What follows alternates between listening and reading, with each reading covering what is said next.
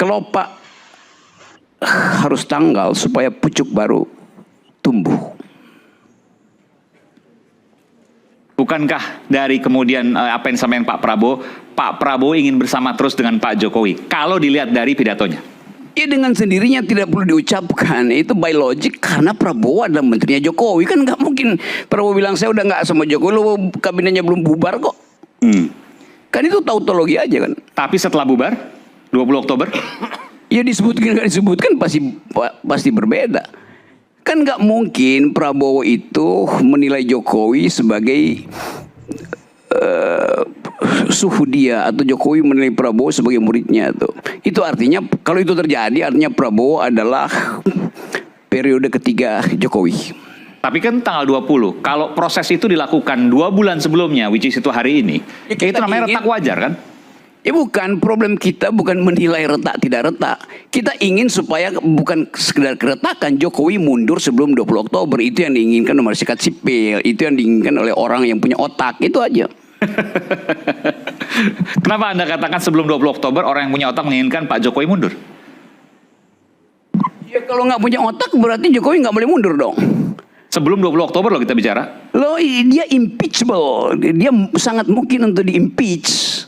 Justru otak kita mengarahkan semua analisa supaya Jokowi di-impeach. Kesalahannya kan bertumpuk-tumpuk. Masa mesti tunggu dia lengser secara normal? Masa Aiman nggak bisa baca yang disebut sebagai public, sebut aja public interestnya? Kan bagaimana mungkin ada demonstrasi besar-besaran terus kita tutup kemungkinan Jokowi di-impeach? Kan nggak masuk akal. Buat apa ada demonstrasi kalau tidak dalam upaya untuk meng-impeach? Tapi itu tidak mungkin diucapkan secara sempurna. Itu namanya ya implisit diinginkan itu, eksplisit ya mesti ditemukan kesalahannya, dan yang eksplisit itu dari 5 tahun lalu udah sangat eksplisit kan. Jadi yang dibuat oleh Tempo itu adalah dosanya Jokowi. Dosa Jokowi itu diterjemahkan secara politik impeachable, mungkin di-impeach itu, mungkin dilengsarkan. Lalu apa yang problem di situ kan nggak biasa aja tuh. Ada yang mau menanggapi? Bung Silvester silakan. Jadi saya bingung juga ya, kalau memang mau impeachment, dasar-dasar impeachment itu apa, ya kan? Kesalahan Pak Jokowi ini kan sampai saat ini kan mereka nggak bisa identifikasi, dan juga teman-teman di DPR juga nggak bisa identifikasi. Jadi kesalahan Pak Jokowi tidak bisa diidentifikasi. Iya, dan itu menurut saya jauh ya. Pak Jokowi pasti akan selesai dengan kepala tegak. Tanggal 20 Oktober. Tanggal 20 Oktober, itu aja. Saya tambahin ya.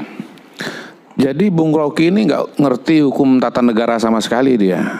Karena dia bilang bahwa presiden harus turun sekarang. Padahal presiden itu cirinya ya setelah reformasi dan amandemen konstitusi, posisinya itu makin kuat. Karena dia fixed term selama 5 tahun. Memang dia bisa di-impeach, tapi ada syarat-syaratnya. Nah sekarang syaratnya apa? Syaratnya Pertama, itu dalam hukum tata negara apa hukum ya, tata rakyat? belum selesai. Saya tadi mendengarkan Anda. Coba tertib sedikit kalau berpikir ya Bung Rocky. Ya. Ya itu nggak tertib Anda itu. Saya membiarkan Anda bicara. Saya belum selesai. Anda udah bicara. Dalam hukum tata negara. Ya nggak apa-apa. Nanti aja, nanti ada jawabnya nanti. Setelah saya bicara baru Anda jawab. Bukan soal tidak tertib. Setelah saya bicara baru Anda jawab. Saya membiarkan Anda bicara. Baru saya jawab. Setuju? Oke? Oke. Ya. Syarat impeachment itu ada proses-prosesnya. Sekarang prosesnya pertama nggak ada satupun indikasi. Nanti abang jelaskan ya. Di DPR, di Mahkamah Konstitusi nggak ada itu. Lagian ngapain di-impeach? Proses berapa lama? Bulan Oktober Pak Jokowi udah turun sendiri. Sesat pikir, betul-betul sesat pikir. Mimpi di siang bolong itu. Nggak ada kesalahan Pak Jokowi pada hari ini yang bisa dibawa kepada Mahkamah Konstitusi. Dan proses hukumnya pun di DPR juga atau di MPR juga belum berjalan sama sekali. Nggak ada sama sekali. Nah partai politik pada hari ini dari berapa? 9 yang ada di Senayan sana. Mayoritas itu namanya Koalisi Indonesia Maju. Jumlahnya sekitar 80% dari total kekuatan partai politik yang ada di DPR? Belum. Saya membiarkan Anda, saya nggak memotong Anda berbicara sama sekali. Jadi pada titik itu Bung Rocky bukan cuma nggak ngerti sistem politik Indonesia, dia juga nggak ngerti matematika. Matematika yang paling dasar, Bu Macica. Bahwa anggota DPR itu jumlahnya sekian-sekian, lalu kemudian ada partai politik, dan partai politik yang mendukung Pak Jokowi itu ada berapa. Itu. Jadi ini namanya mimpi di siang bolong. Sangat mengkhawatirkan kalau seorang seperti Bung Rocky Gerung mengatakan hal-hal yang tidak punya dasar. Makanya ketika dia mengatakan Jokowi dengan Prabowo itu retak, maka langsung dibantah oleh Pak Prabowo. Apa retak-retakan? Tidak ada retak. Kompak antara Jokowi dengan Prabowo. Dan orang itu sok tahu pikiran saya, seolah-olah dia lebih tahu pikiran saya daripada saya sendiri. Nah, itu dia. Terima kasih, cukup. Silakan Bung Rocky. Nanti Prof. Ini orang nggak ngerti bahasa Inggris. Padahal di sekolah di Inggris. Saya ucapkan impeachable, bukan impeachment. Itu aja udah ngaco tuh.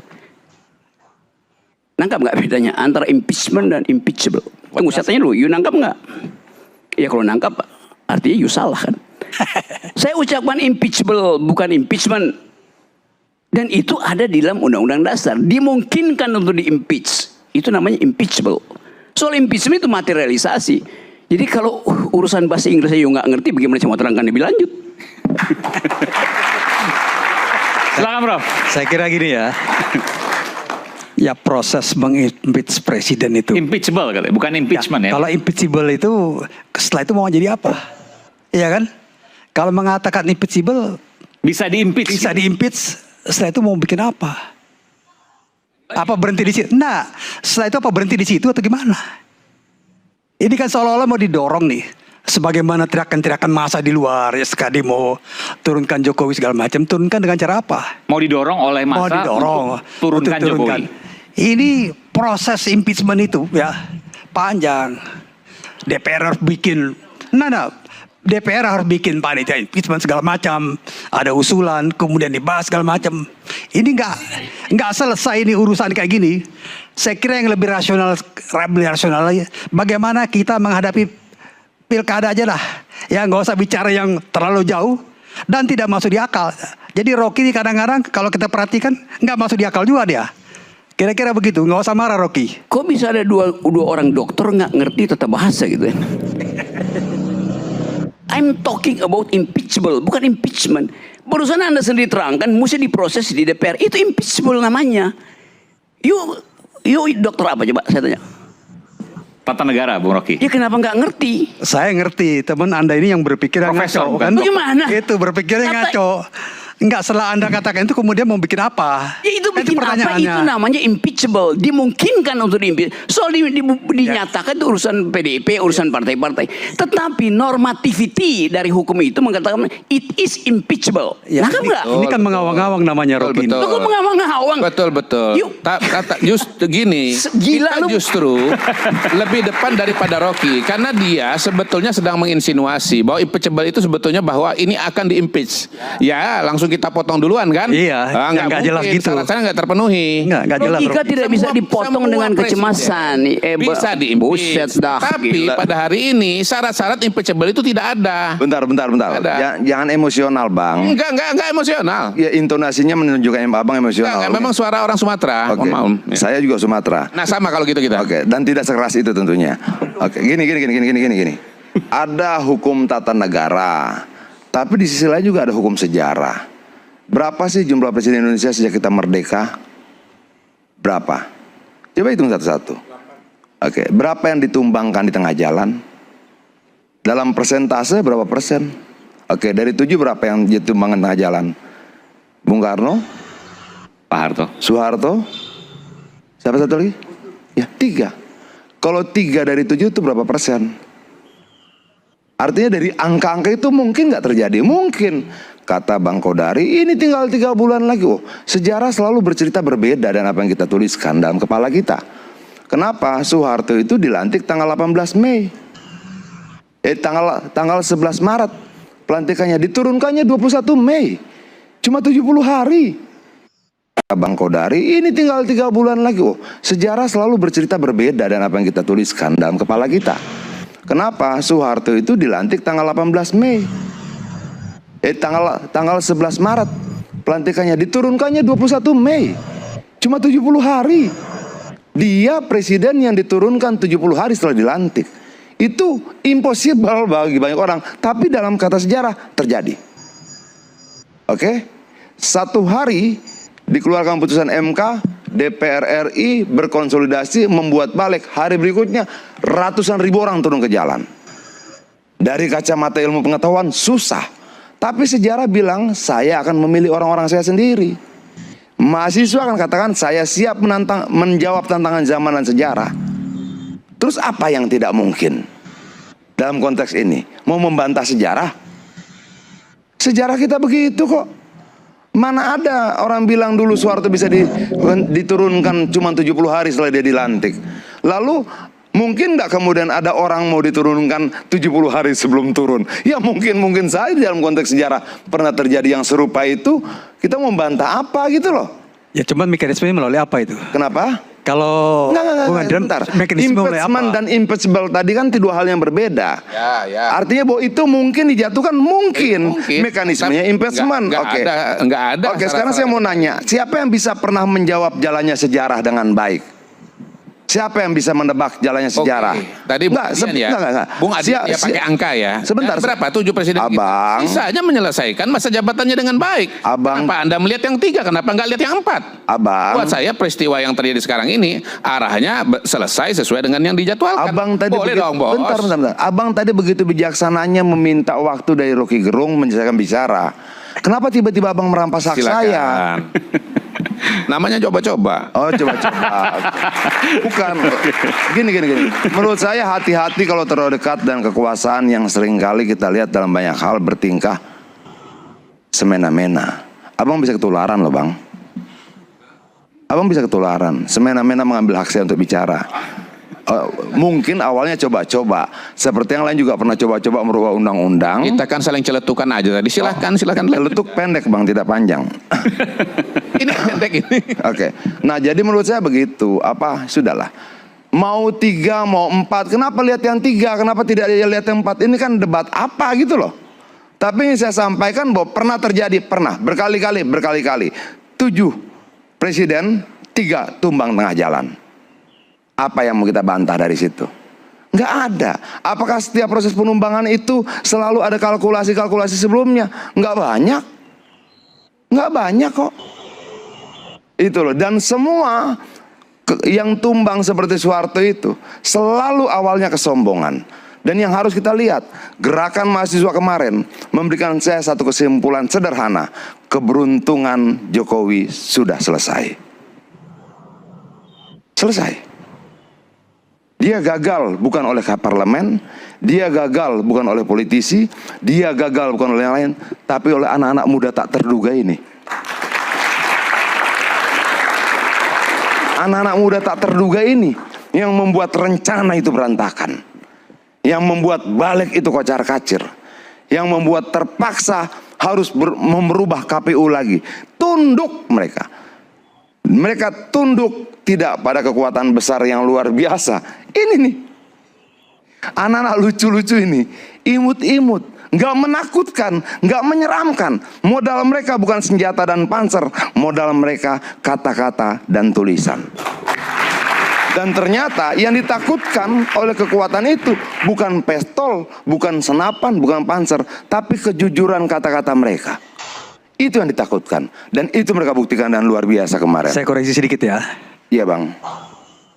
Bung Karno itu proses keruntuhan kekuasaan Soekarno memang didahului dengan demo-demo mahasiswa segala macam sampai akhir Rahman mati ya. Tetapi proses kenegaraan yang menentukan dia ditolak pidatonya, makanya dicabut kekuasaannya. Kemudian Gus Dur ya, dia bubarkan DPR, dia bikin maklumat segala macam, kemudian diberhentikan oleh MPR. Ini ada mekanismenya. Kalau Pak Harto memang ya, Pak Harto. Pak Harto memang ini akumulasi krisis ekonomi, meninggalnya tertembak 4 orang mahasiswa, Trisakti. Itu yang real cuma 1. Dua ini melalui mekanisme ketatanegaraan walaupun didahului dengan demo-demo. Dan saya kira saya punya keyakinan Pak Jokowi selesai tanggal 20 secara husnul khotimah kira-kira. Husnul Khotimah tanggal 20. Abang, mana mekanisme ketatanegaraannya untuk kasus Bung Karno? Mana mekanisme ketatanegaraannya untuk kasus Gus Dur? Mana mekanisme ketatanegaraan untuk kasus Soeharto? Nggak ada. Itu ekstra konstitusional. Tidak ada mekanisme ketatanegaraan. Ada kekuatan massa bergerak, ada sebuah peristiwa, lalu kemudian kekuatan tentara bergerak, turun. Bahwa kemudian ada proses persidangan berikutnya, tidak ada. Tidak ada mekanisme ketatanegaraan yang diikuti dengan baik dan benar untuk peristiwa jatuhnya Soekarno. Oke? Tidak ada mekanisme ketatanegaraan yang diikuti untuk turunnya Soeharto. Soeharto turun itu tidak lewat MPR bla bla bla. Tidak lewat sidang-sidang, tidak ada sidang-sidang. Oke? Mekanisme ketatanegaraan mana yang diikuti? Makanya saya bilang begini abangku, tolong abang sebagai orang yang cerdas dalam ketatanegaraan, jangan bercerita tentang hal yang abang tidak pahami. Jangan. Itu akan mempermalukan diri abang sendiri. Tidak ada mekanismenya. Gus Dur bagaimana mekanisme ketatanegaraan yang dia lewati? Apakah ada persidangan-persidangan yang kita harapkan seperti sebagaimana diatur dalam konstitusi saat itu? Tidak ada. Saya ada di zaman itu. Saya tahu peristiwanya. Tapi yang saya katakan bahwa sejarah selalu menulis berbeda dari apa yang selalu diharapkan oleh orang-orang yang menganggap kekuasaannya tidak bisa dihentikan. Gak bisa.